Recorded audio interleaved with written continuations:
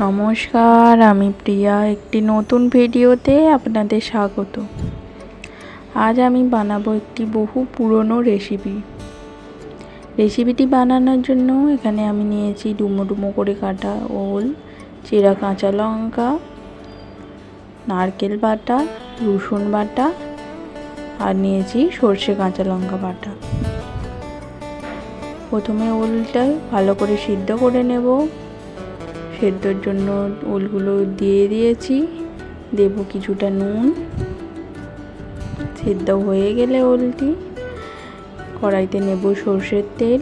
তেল গরম হয়ে গেলে দিয়ে দেব সেদ্ধ করা ওলগুলো,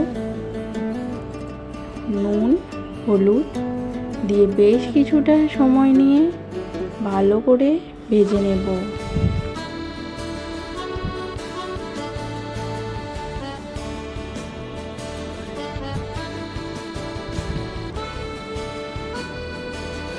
ওলগুলো ভাজা হয়ে গেছে, তুলে নেব। আর কিছুটা সর্ষের তেল দিয়ে দেব তেজপাতা, শুকনো লঙ্কা, তারপর দেব রসুন বাটা দিয়ে ভালো করে ভেজে নেব।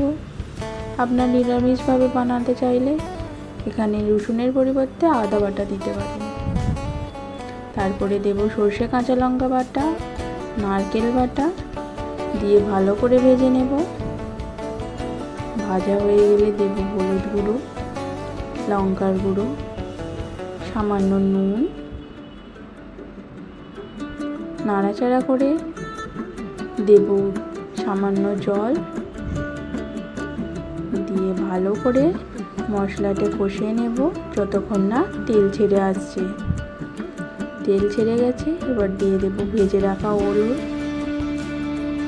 দিয়ে ভালো করে মশলার সাথে কষিয়ে নেব। কষানো হয়ে গেলে দেব চিনি, দিয়ে নাড়াচাড়া করে জল দিয়ে দেব চেরা কাঁচা লঙ্কা দিয়ে 2 মিনিট সিদ্ধ করে নেব। তারপর নামানোর আগে সর্ষের তেল দিয়ে নাড়াচাড়া করে নামিয়ে নেব। তৈরি হয়ে গেল আমাদের ওলের কোড়া বা সর্ষে ওল। ভিডিওটি ভালো লাগলে একটি লাইক এবং সাবস্ক্রাইব করে দেবেন। ভিডিওটি দেখার জন্য ধন্যবাদ।